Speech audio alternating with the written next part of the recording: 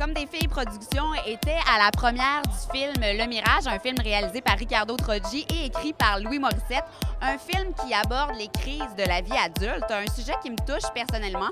Moi, j'appelle ça des passages et je dois vous avouer que j'ai pleuré en regardant ce film-là, Le Mirage. Donc aujourd'hui, Comme des filles étaient sur le tapis rouge pour interviewer les artistes et pour voir si eux aussi, ils ont déjà vécu des passages dans la vie. Et on a fait ça, évidemment, comme des filles.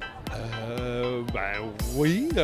Eh boy, quelle question personnelle! Peut-être que je la vis en ce moment, ma crise d'adulte. J'arrive à 30 ans, presque. Moi, c'est arrivé à 36, genre.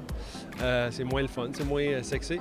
C'est un passage obligé. Des fois, quand tu partages ta vie, bien, il y a toujours une remise à niveau à un moment donné qui est importante et qui est nécessaire. Toi, Louis Morissette, pour écrire ce film-là, est-ce que tu as été perdu dans la vie à un certain moment?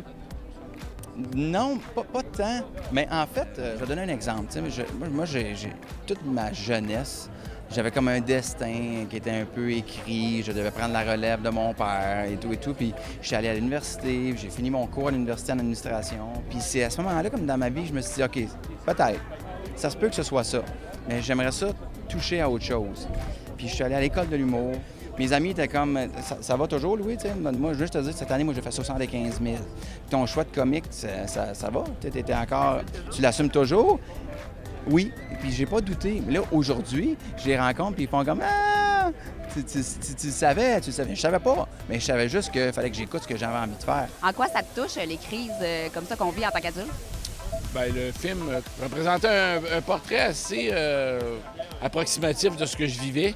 Et en partant de là, je me suis dit, si moi je me reconnais autant dans ce scénario-là, il y en a d'autres qui vont se reconnaître facilement. Là, Bon, ton personnage est infidèle dans le film. Qu'est-ce qui le pousse à être infidèle, selon toi? Bien, en fait, pour moi, c'est tout son malheur se transpose dans la compensation. Moi, dans le fond, en des termes un peu crus, je te dirais que pour moi, il faut son malheur, il prend une brosse de cul. Moi, je pense que c'est deux personnes qui se retrouvent depuis un moment seules à deux. Fait qu'à partir du moment où ils ont pu l'autre pour combler leur désir ou leur tendresse ou leur amour, ils vont le chercher ailleurs. Et qu'est-ce que ça prend pour faire durer un couple? C'est quoi le plus grand défi, selon toi? C'est d'accepter de faire des efforts. Sinon, ça peut pas faire...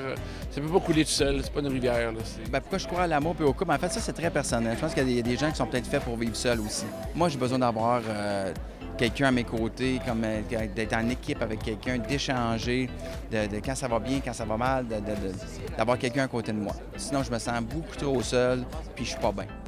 Qu'est-ce qui fait ton bonheur, toi, Julie Perrault, dans la vie? Moi, là, en vieillissant, là, je me rends compte que le bonheur, se trouve dans des petites choses. Puis ce qui crée, dans le fond, un grand bonheur, c'est peut-être l'accumulation de petites choses. C'est juste comme des petites victoires, bien petites ou grandes, là, mais c'est juste de vivre avec des défis. Quand tu n'as plus de défis, que la vie doit être plate.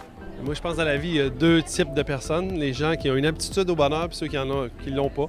Puis moi, je suis de la première catégorie. Des fois, on essaie de sauver bien des affaires dans nos vies, mais si t'es pas bien, toi-même, si t'es pas bien, ça va être bien dur pour toi de rendre ta femme et tes enfants puis ta famille heureuse.